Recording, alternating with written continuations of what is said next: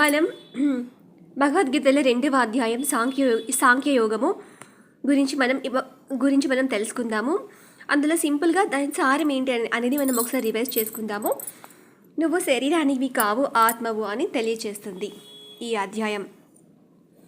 శ్రీకృష్ణ భగవానుడు నీకేమైంది ఇప్పుడు అని మందలిస్తాడు అర్జునుణ్ణి.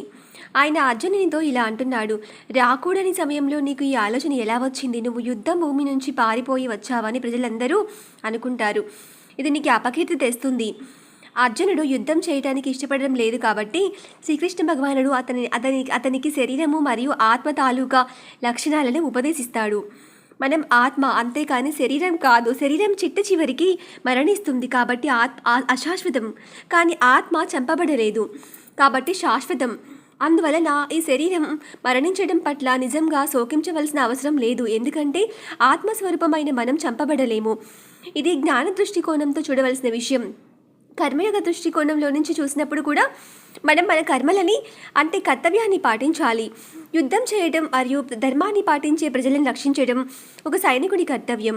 మమకారం లేకుండా కర్తవ్యాన్ని పాటించడం మరియు వాటి ఫలితాలని పరమాత్ముడు అయిన నాకు సమర్పించడం వలన ఎటువంటి పాపం కానీ బంధం కానీ కలగదు. నీ బుద్ధిని సమత్వంగా ఉంచుకుంటూ యుద్ధాన్ని నీ కర్తవ్యంగా చెయ్యి. అప్పుడు నువ్వు అత్యున్నతమైన స్థానాన్ని చేరుకుంటావు. నిశ్చల మనస్తత్వంతో ఎల్లప్పుడూ ఉండే వ్యక్తి ఈ విధంగానే పనిచేస్తాడు. ఇప్పుడు అర్జునుడు అలాంటి నిశ్చల మనస్తత్వంతో ఎల్లప్పుడూ ఉండే వ్యక్తిని ఎలా కనుగొనాలి అని తెలుసుకోవాలి అని కుతూహలం కలుగుతుంది అర్జునునికి. శ్రీకృష్ణ భగవానుడు 4 ముఖ్యమైన వివరాలను చెప్తారు. మొదటగా మనసులో కలిగే అన్ని కోరికలని పూర్తిగా విడిచిపెట్టు. ఆత్మతో అనుసంధానం చెంది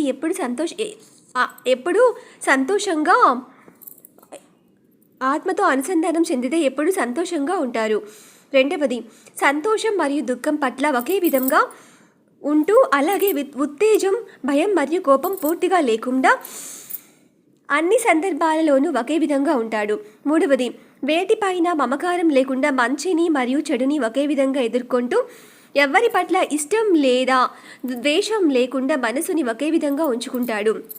నాలుగవది, ప్రమాద పరిస్థితుల్ని పసిగట్టిన మరుక్షణమే ఆయన తన ఇంద్రియాలని విషయ వస్తువుల నుంచి ఉపసంహరించుకుంటాడు.